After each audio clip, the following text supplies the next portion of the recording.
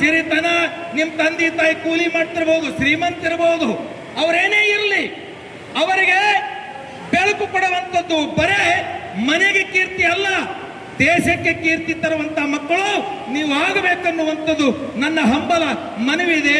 ಈ ನಾಡಿನಲ್ಲಿ ಇಷ್ಟೊಂದು ಚಟುವಟಿಕೆಗಳು, ಕನ್ನಡ ಸಾಹಿತ್ಯ ಪರಿಷತ್ತಿನ ಚಟುವಟಿಕೆಗಳು ಈ 5 ವರ್ಷದಲ್ಲಿ ಶಾಲಾ ಕಾಲೇಜುಗಳಿಗೆ ಆ ಮಕ್ಕಳೇ ಕನ್ನಡ ಭವನಕ್ಕೆ ಬರುವಂಥದ್ದಲ್ಲ, ಸಾಹಿತಿಗಳೇ ಕನ್ನಡ ಭವನಕ್ಕೆ ಬರುವಂಥದ್ದಲ್ಲ.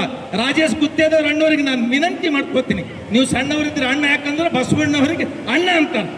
ಯಾಕಂತಾರಂದ್ರೆ ಬಸವಣ್ಣನವರ ಒಂದು ತತ್ವದ ಅಡಿಯಲ್ಲಿ ರಾಜೇಶ್ ಗುತ್ತೇದಾರ್ ಅವರಿಗೆ ಚುನಾವಣೆ ಸಂದರ್ಭದಲ್ಲಿ ಹೋದಾಗ ಕಾಳಿಗೆ ಯಾಕಲ್ರಿ, ಇಡೀ ಜಿಲ್ಲೆ ವಿಜಯಕುಮಾರ್ನ ಹಿಂದಿದೆ ಅನ್ನುವಂತ ಹೇಳಿದಂತ ಏಕೈಕ ವ್ಯಕ್ತಿ ನಮ್ಮ ಮಧ್ಯದಲ್ಲಿ ಇದ್ರಲ್ಲ, ಇದು ಹೆಮ್ಮೆಯ ವಿಷಯ, ಅಭಿಮಾನದ ವಿಷಯ. ಯಾರು ಕೆಲಸ ಮಾಡ್ತಾರ ಅವರಿಗೆ ಬೆಂಬಲ ಕೊಡೋದು. ನಮ್ದು ಅಷ್ಟೇ ರೀ ಸಾಹೇಬ್ರೆ, ನಮ್ದು ಅಷ್ಟೇ. ಯಾರು ಕೆಲಸ ಮಾಡಲಿಲ್ಲ ಅವರಿಗೆ ಕೆಳಗಿಳಿಸ್ತೇವೆ. ಇದು ಕಲಬುರಗಿ ಜನ ಇದು. ಹಾಗೆ ನೀವು ಇಷ್ಟು ಕೆಲಸ ಮಾಡಕತ್ತೀರಿ, ಮುಂದೊಂದು ದಿನ ಮತ್ತೆ ಅಧ್ಯಕ್ಷ ಆಗಬೇಕು. ರಾಜೇಶ್ ಗುತ್ತೇದಾರ್ ನಾವು ಮಾತಾಡಿದೆವು, ವಿಜಯಕುಮಾರ್ ತೇಗಲ್ತಿಪ್ಪಿ ಅವರಿಗೆ 1 ವರ್ಷ ಕಲಬುರಗಿ ಒಳಗಿಡೋಣ, ಈ ಮುಂದಿನ ಅವಧಿಯಲ್ಲಿ ಮುಂದೆ ರಾಜ್ಯಾಧ್ಯಕ್ಷ ಸ್ಥಾನಕ್ಕೆ ಹೋಗಬೇಕಂತ ಹೇಳಿ ಎಲ್ಲ ಮಕ್ಕಳ ಚಪ್ಪಾಳೆಯೊಂದಿಗೆ ಅವರಿಗೆ ಹಾರೈಕೆಯನ್ನು ಮಾಡೋಣ. ನನಗಿಲ್ಲಿ ಕರ್ಸ್ಯಾರೋ ವರ್ಣನೆ ಮಾಡಲ್ಲ, ನಾ ಇರೋದು ಸೇಡಮ್ನಾಗ, ನಾನು ಕಾಯಕ್ಕೆ ಬಿಟ್ಟು ಎಂದೂ ಬರೋವಲ್ಲ. ನಾನು